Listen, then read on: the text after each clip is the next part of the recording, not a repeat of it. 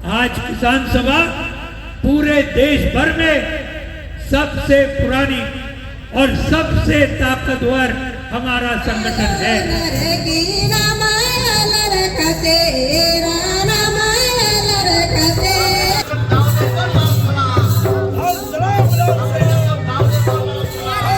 कृष्णा प्रसाद को लाल सलाम।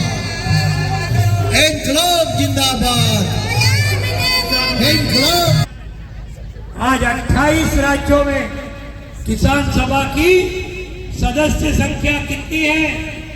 1,53,00,000। एक नंबर की हमारी संगठन, 1,53,00,000 इतने किसान हमारे मेंबर हैं। लेकिन वो और बढ़ना चाहिए। बहुत कठिन समय आया है, लेकिन इस समय के लिए इसको अगर टक्कर देनी है तो हमारा लाल झंडा और हमारी किसान सभा आने वाली चुनौतियों को ये टक्कर देते रहेगी, इसमें कोई दो राय नहीं है। जो बहुत बड़ी जीत हासिल की और कॉमरेड सुभाष मुंडा जैसे कई शहीद हमने गंवाए,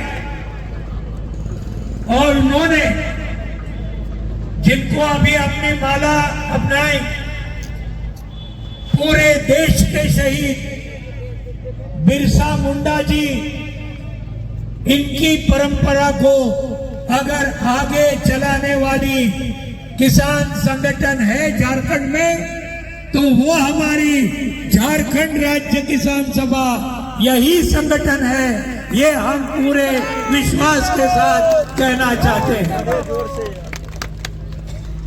साथियों, झारखंड राज्य का बहुत बड़ा इतिहास रहा है।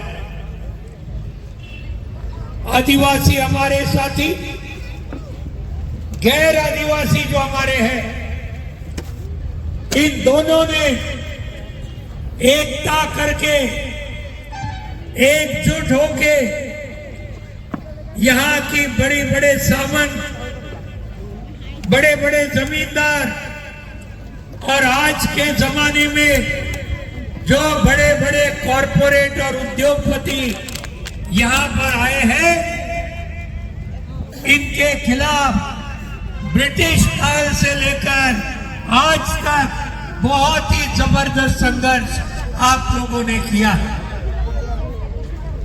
और आज के रोज हम ये देखते हैं कि हमारे पुरुष साथी तो आए ही हैं, लेकिन मुझे खास बधाई हमारी बहनों को और माताओं को देनी है, जो यहाँ पर बहुत बड़ी संख्या में यहाँ आई है। हमारी बहनों के लिए, हमारी माताओं के लिए तालियों से इनका हम स्वागत करना चाहिए। ये मैं आप सबको दरख्वास्त करना चाहता हूँ। आज साथियों, बहुत कठिन समय आया है, लेकिन इस समय के लिए इसको अगर टक्कर देनी है तो हमारा लाल झंडा और हमारी किसान सभा आने वाली चुनौतियों को ये टक्कर देते रहेगी, इसमें कोई दो राय नहीं है। किसान सभा की झारखंड राज्य सम्मेलन को मद्देनजर रखते हुए बड़ी तादाद में आए हुए मेरे सभी भाइयों, बहनों और साथियों, डॉक्टर अशोक ढावले जी अपनी बातों से संबोधित करेंगे। जो भी सदस्य, जो भी साथी हमारे अखिल भारतीय किसान सभा के राष्ट्रीय कोषाध्यक्ष कॉमरेड पी कृष्ण प्रसाद जी, किसान सभा के झारखंड के अध्यक्ष कॉमरेड सुरजीत सिन्हा जी, झारखंड के सेक्रेटरी कॉमरेड सुबल महतो जी, यहाँ शहीद कॉमरेड सुभाष मुंडा जी के सभी परिवार के साथियों और यहाँ किसान सभा की झारखंड राज्य सम्मेलन को मद्देनजर रखते हुए बड़ी तादाद में आए हुए मेरे सभी भाइयों बहनों और साथियों,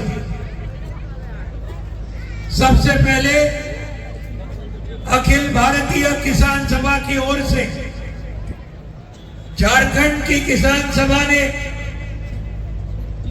पिछले कई सालों में जो जबरदस्त संघर्ष किए, हम यहां देखें झारखंड में सबसे महत्वपूर्ण सवाल कौन सा है? जमीन का सवाल है।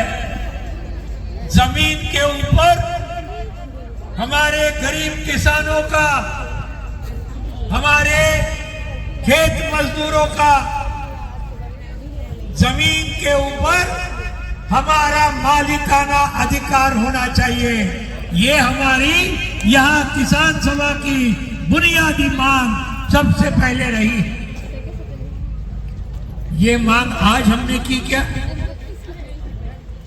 आजादी के लड़ाई में जब से बिरसा मुंडा जी लड़ रहे थे, तब से हमारी मांग रही है। यहाँ पर सिर्फ झारखंड में नहीं, सिर्फ बिहार में नहीं, लेकिन पूरे देश भर में।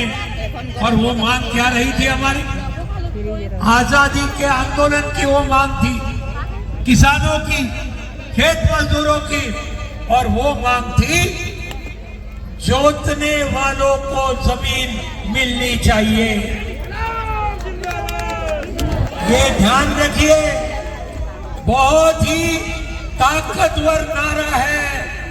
और ये नारा जोतने वालों को जमीन मिलनी ही चाहिए। इसके लिए आज लगातार 1947 से लेकर अभी 2026 होने को आए, 80 साल लगातार इस मांग को लेकर हम झारखंड के अंदर, देश के अंदर हम लड़ रहे हैं। ये बात सही है या गलत है? सही है या गलत है? हमारे जमीन के मालिकाना अधिकार के लिए हम लगातार लड़ते आए हैं। लेकिन आजादी के बाद जो जो सरकार आई, आज हमें जमीन दी क्या? हमारा मालिकाना अधिकार जमीन के ऊपर आज उन्होंने मान्य किया। हमारे नाम के ऊपर जमीन के पट्टे मिले? नहीं मिले।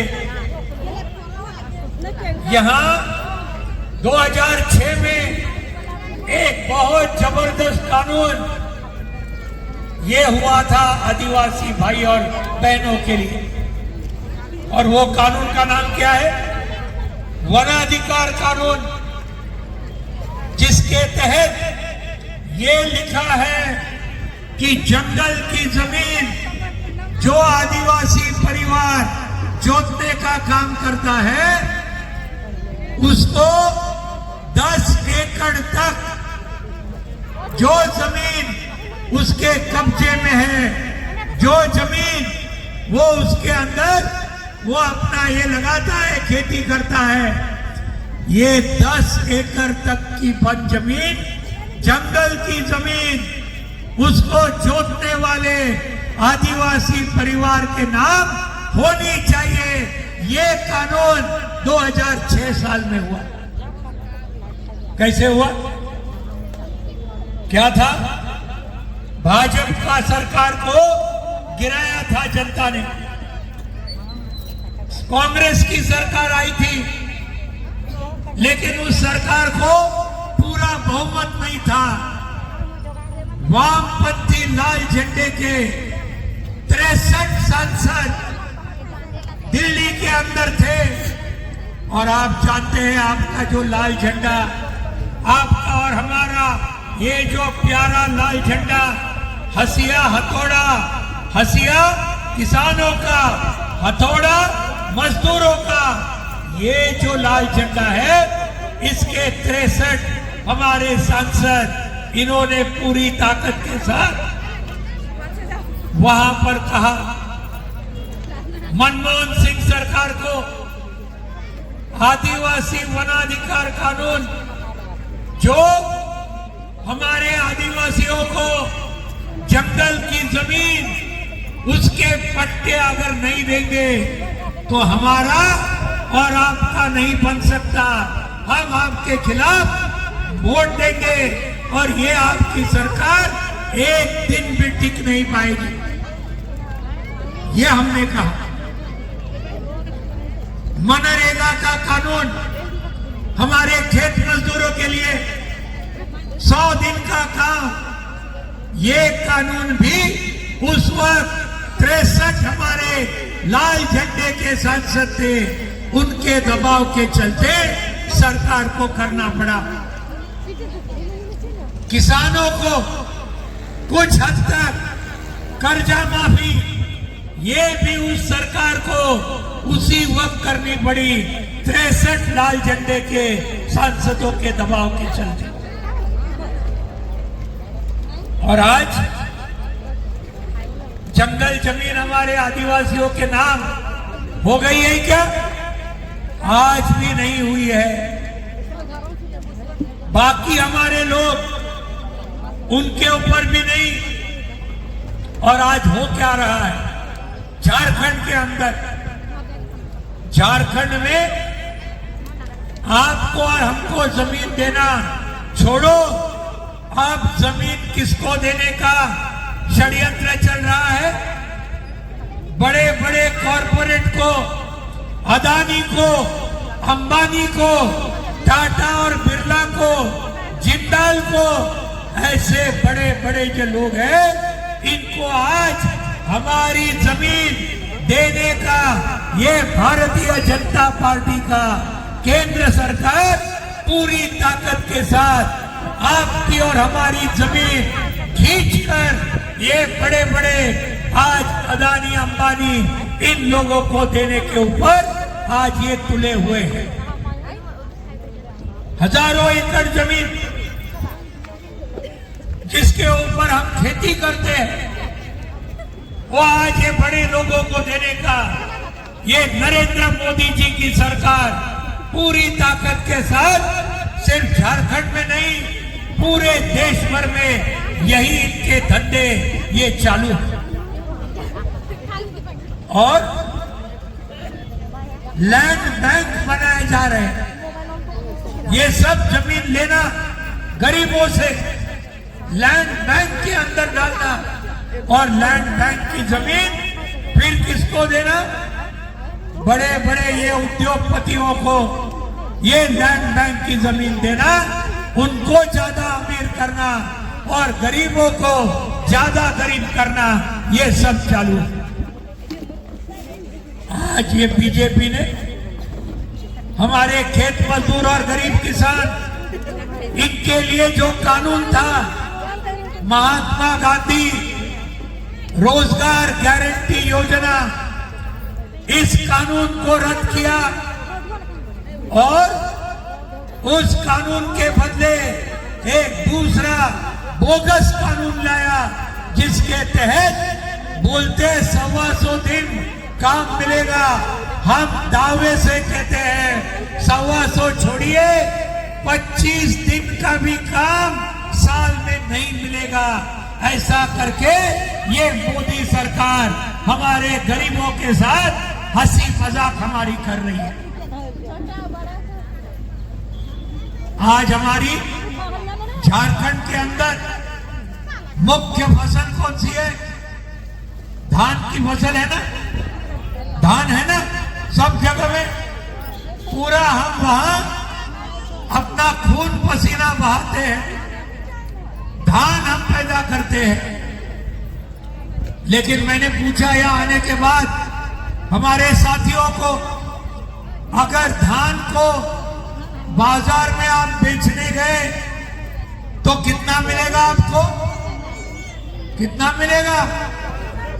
1200-1500 हमारे साथी बिल्कुल सही कहे, 1200-1500 क्विंटल के पीछे।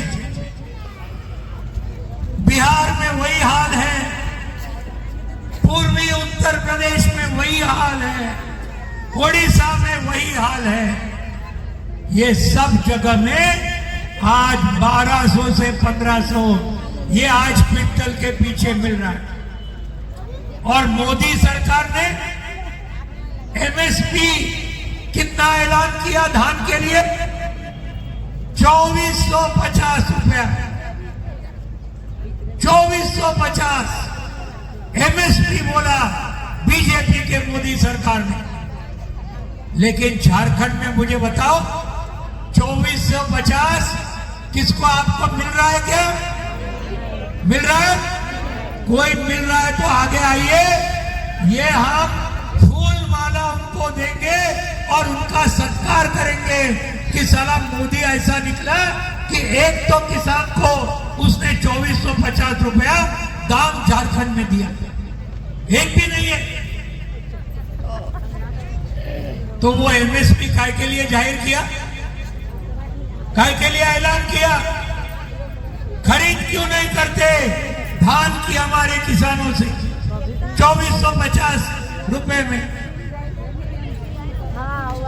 आज मैं आपको और एक उदाहरण देना चाहता हूं, और वो उदाहरण जिस राज्य के अंदर लाल झंडे की सरकार है, उस केरल राज्य का मैं आपको उदाहरण देना चाहता हूं। वहां मार्क्सवादी कम्युनिस्ट पार्टी के मुख्यमंत्री हैं पिछले 10 साल से कॉमरेड पिनराई विजयन। और अभी उन्होंने क्या किया?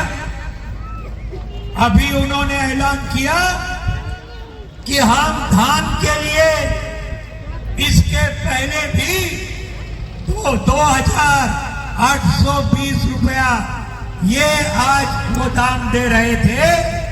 अभी उन्होंने ऐसा ऐलान किया, हमारे केरल के धान उत्पाद करने वाले सभी किसानों को केरल की सरकार 3000 रुपया ये दाम हर क्विंटल के पीछे हम देंगे। और आज वो देना शुरू हुआ है। कितना शुरू हुआ है ध्यान में रखिए, 3000 रुपया क्विंटल के पीछे। ये कुछ मामूली बात है? कोई भी सरकार आज भारत के अंदर, हिंदुस्तान के अंदर एक भी राज्य सरकार 3000 रुपया धान का हर क्विंटल के पीछे नहीं दे रहा। ये कौन दे रहा है? लाल झंडे का मार्क्सवादी कम्युनिस्ट पार्टी का वामपंथी सरकार 3000 रुपए का दाम दे रहा है। इसका फायदा होगा या नहीं? किसानों को बड़ा फायदा होगा। केरल एक राज्य है जहां अभी 3 महीने पहले जो एकदम बुरी किस्म की जो गरीबी है, ऐसे अति गरीब, ये अति गरीबी को केरल के लाल झंडे के सरकार ने खत्म कर दिया। एक भी अति गरीब ये आज केरल में नहीं रहा। एक भी अति गरीब, 64,000 परिवार थे पहले, उनको देखा और उसके अंदर सुधार किया, उनके बच्चों को रोजगार दिया। स्कूल के अंदर, कॉलेज के अंदर अभी केरल के सरकार ने ऐलान किया, कॉलेज तक का शिक्षा हर बच्चे को, हर बच्ची को मुफ्त में मिलेगा। एक नया पैसा न देते हुए तुम्हारे बच्चे अगर केरल में होते, एकदम पोस्ट ग्रेजुएट तक, एमए, एमएससी वहां तक आज उनको मुफ्त शिक्षा मिलती। ये फर्क है और ये हमको ध्यान में रखना चाहिए। आखिर में मैं आऊंगा ये करने के लिए झारखंड में हमको क्या करना है, लेकिन उसके पहले देखिए अभी 12 फरवरी को कुछ दिन पहले पूरे देश में जबरदस्त हड़ताल हुई या नहीं हुई कि नहीं? हम लोग सब थे। 30 करोड़ से ज्यादा मजदूर, कर्मचारी, हमारे किसान, हमारे खेत मजदूर, महिला, नौजवान, छात्र, ये सब जाति के, सब धर्मों के रास्ते पर उतर आए। 12 फरवरी को झारखंड में तो हुआ ही बहुत अच्छा हुआ, पूरे देश में हुआ। क्या सवाल थे? ये मोदी सरकार देखो, सभी जो मेहनत कश तबके हैं सबके पीछे पड़ी है ये सरकार, सबको टारगेट कर रही है। हमारे मजदूर भाई और बहन, ये इन्होंने 29 जो कामगार कानून थे बहुत संघर्ष के बाद जीते थे, उनको खत्म कर दिया और उनके बदले 4 श्रम संहिता को लाया जो पूरी तरीके से मजदूरों को मालिकों का गुलाम बना देगी, मालिकों का गुलाम बनाएगी। कैसे? बोलती है 12 या 14 घंटा दिन में काम भी कराएगा तो मजदूर कोई विरोध नहीं कर सकता। 14 घंटे का काम मजदूर को करना होगा, नहीं तो वेतन नहीं मिलेगा। कानून में क्या लिखा था पहले? दिन में कितने घंटे का काम? 8 घंटे का काम। यह है कानून में पहले। अभी मोदी सरकार बोलता है वो कानून गया भाड़ में, 8 घंटे का कानून खत्म हो गया। अभी नया कानून आया 14 घंटा, 16 घंटा। ये हमारे महिलाओं को, हमारे पुरुषों को, हमारे बच्चों को ये काम करना होगा दिन के अंदर 14 या 16 घंटा। अरे तू क्या मार रहा है क्या? कितने साल बचेंगे अगर ऐसा काम करेंगे तो? ऐसे कानून इन्होंने लाया। 12 फरवरी को इन कानून को आज टक्कर देने के लिए ये जबरदस्त हड़ताल पूरे देश भर में हुआ।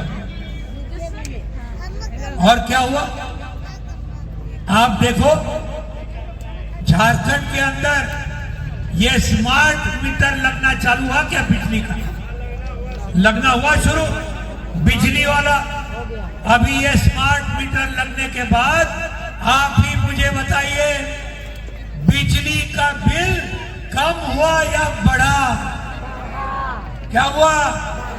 बढ़ा है ना, सब जगह बढ़ा है। बिजली बिल अभी लाने वाले हैं पार्लियामेंट में, और स्मार्ट मीटर सब जगह लगाएंगे, ग्रामीण इलाके में, गांव में, शहरी इलाके में भी, सब जगह ये स्मार्ट मीटर लगेंगे। और खेती के ऊपर जो मोटर पंप अब चलाता है किसान, उसको भी लगाएंगे।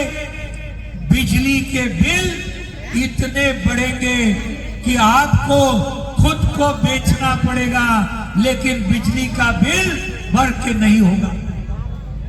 ये है, शुरुआत हुई है या नहीं? हुई है या नहीं? और ज्यादा होने वाला है। पार्लियामेंट में अगर ये बिल पास हुआ और ज्यादा पैमाने पर होगा। ये है दूसरा खतरा। तीसरा खतरा, मैंने कहा मनरेगा को खत्म करते हुए ये ग्राम जी को लाया, यानी खेत मजदूर और गरीब किसान, इनको टारगेट किया। ये स्मार्ट मीटर और बिजली की वजह से पूरे जनता के खिलाफ इन्होंने पूरा जंग छेड़ा है। बीज का बिल लाया है जिसके अंदर हमारा किसान मरेगा। अभी बीज आपको बड़े बड़े उद्योगपति अदानी अंबानी से खरीद करना पड़ेगा, ऐसे बड़े बड़े कंपनियों से, नहीं तो आपको वो बीज आपका पुराना इस्तेमाल करने के ऊपर पाबंदी होगी। ऐसे भयंकर चीज आज हो रही है। इसके खिलाफ 12 फरवरी का हड़ताल पूरे देश भर में हुआ। लेकिन इन सब से ज्यादा खतरनाक क्या हुआ है? अभी प्रधानमंत्री नरेंद्र मोदी ने एक करार को मान्यता दी है, और वो करार कौन सा है? भारत और अमेरिका के बीच व्यापार करार, इसको मान्यता दी है भाजपा के सरकार ने।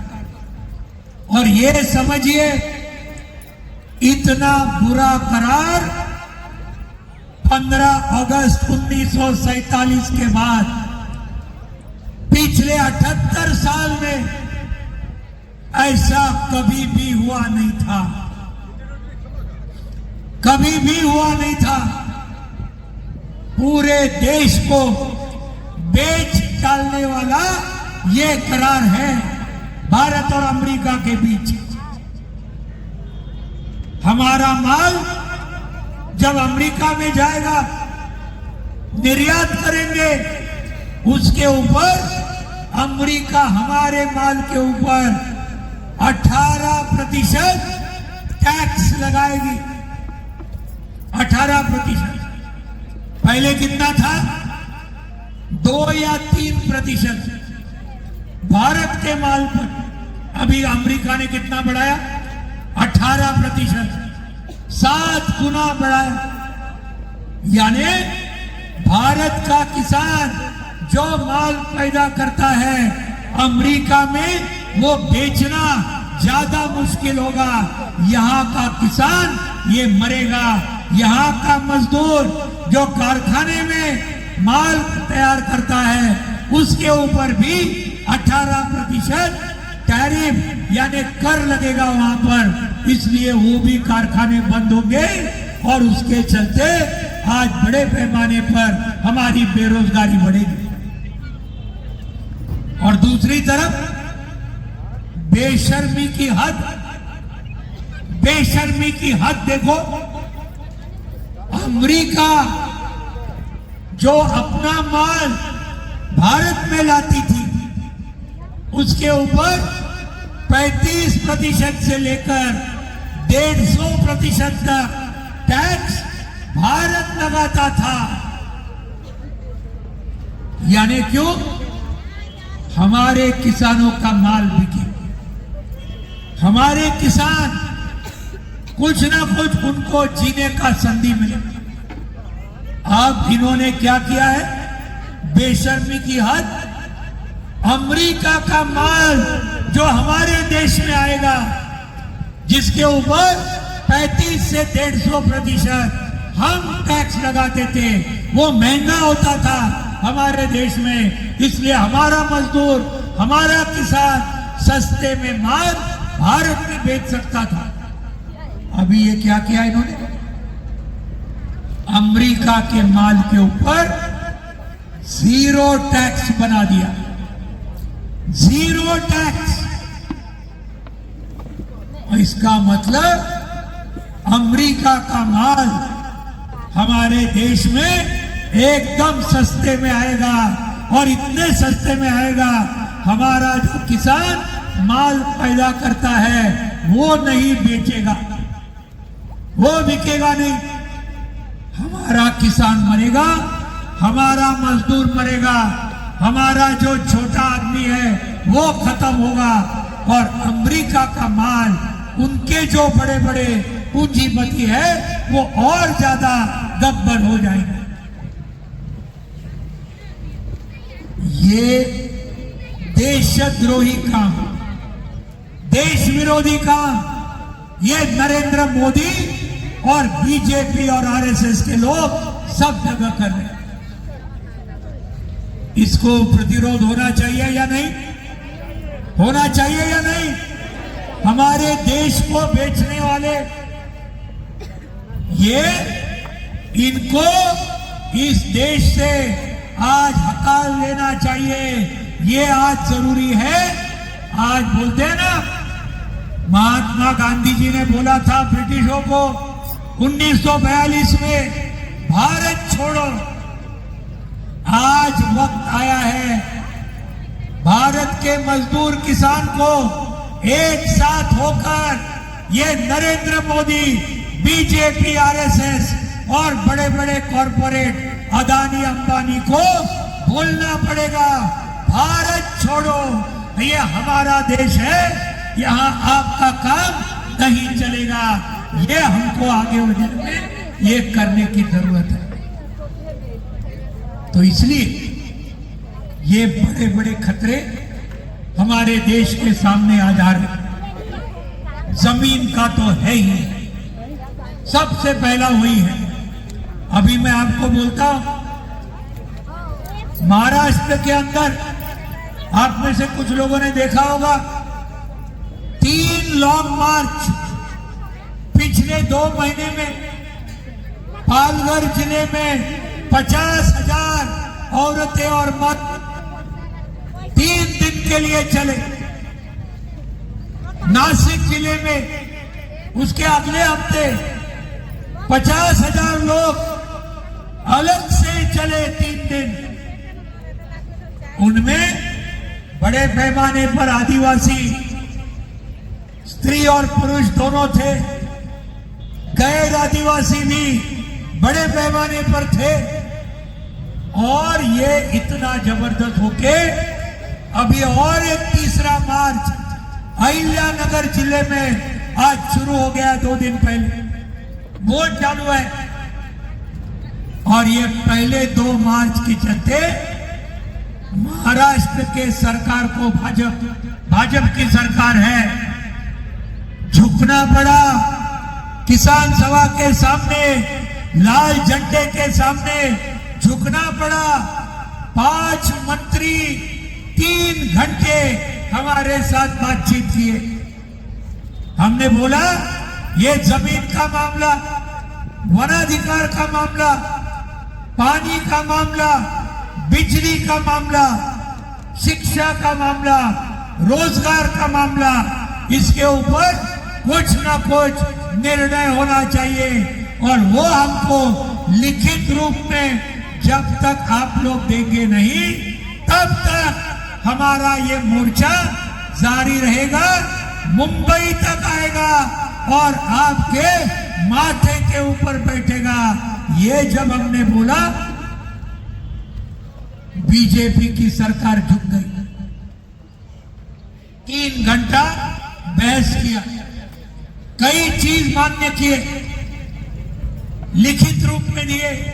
फिर भी हमने बोला मुख्यमंत्री जब तक मिलता नहीं है तब तक हम इसको मानते नहीं है। ये आपने जो बोला है मुख्यमंत्री के सामने बताइए। उन्होंने अगर मान्य दिया और लिखित में आया तो फिर हम ये मार्च वापस लेंगे। मुख्यमंत्री ने अपने बिल्डिंग पे बुलाया, हम लोग 15-20 लोग गए थे, बाकी ये मंत्री थे। मुख्यमंत्री जी ने कहा मुझे भी मान्य है, इतनी बड़ी ताकत में लाल झंडा लेकर आए तो हमारी हिम्मत नहीं है आपको वापस भेजने की। सभी मांगे हम मान्य करते हैं। बहुत ही जबरदस्त जीत अपने लाल झंडे की बहुत बड़े पैमाने पर। तो ये ध्यान में रखिए, हमारे सवाल हल हो सकते हैं, हम जीत सकते हैं, लेकिन लोगों को इकट्ठा करना चाहिए। लोगों की ताकत बड़े पैमाने पर हमको आज साथ में लेना है, रास्ते पर उतरना है, लाल झंडा लेकर हमें आगे बढ़ना है। और ये अगर हम करेंगे तो जीत हमारी होगी। चाहे जमीन का सवाल हो, चाहे पानी का सवाल हो, चाहे और भी कोई सवाल हो, ये जीतने की ताकत आपके और हमारे बीच वो ताकत है। ये हमको पहले ध्यान में रखना पड़ेगा। ये करते हुए एक और बात से बचना होगा। भाजपा का गेम क्या है, आरएसएस का गेम क्या है, षड्यंत्र क्या है। जब लोग इकट्ठा होंगे तब ये हमारे बीच धर्म के नाम पर, जाति के नाम पर हमारे बीच तोड़ फोड़ करने का काम करेंगे। ये बात सही है या गलत है? सही है ना?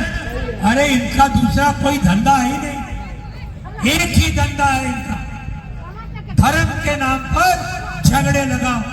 हिंदू मुसलमान, हिंदू क्रिश्चियन, मुस्लिम क्रिश्चियन झगड़े लगाओ और जाति जाति के बीच झगड़े लगाओ। आदिवासी और गैर आदिवासी इन दोनों के बीच झगड़े लगाओ। दलित और गैर दलित इनके बीच में झगड़े लगाओ। ये है नरेंद्र मोदी, अमित शाह, मोहन भागवत, इन सब की जो नीति है, यही उनका षड्यंत्र रहा है। और ये षड्यंत्र किसका था इसके पहले? जिन्होंने बिरसा मुंडा को मारा, जिन्होंने शहीद भगत सिंह को मारा, सुखदेव को मारा, राजगुरु अशफाकुल्ला खान, राम प्रसाद बिस्मिल, चंद्रशेखर आजाद, इन सब शहीदों को बिरसा मुंडा के साथ जिन्होंने मारा वो कौन थे? कौन सी हुकूमत थी? कौन थे? अंग्रेज थे ना। अंग्रेजों ने मारा और अंग्रेजों की वही नीति थी उस वक्त। और उस नीति को हम भी पढ़ते थे स्कूल में, कॉलेज में। और वो नीति क्या थी? वो नीति थी बांटो और राज करो। जनता को बांटो और राज करो। ब्रिटिशों ने वही किया। हिंदू मुसलमान, मोहम्मद अली जिन्ना मुस्लिम लीग को चढ़ाया, हेडगेवार और गोलवलकर आरएसएस को चढ़ाया, सावरकर के हिंदू महासभा को चढ़ाया। और ये तीन संगठन उतने ही तीन थे जिन्होंने आजादी के संग्राम में एक उंगली तक नहीं उठाई, एक उंगली तक नहीं उठाई। जब बिरसा मुंडा, उनके पहले हमारे संथाल विद्रोह के बहुत बड़े नेता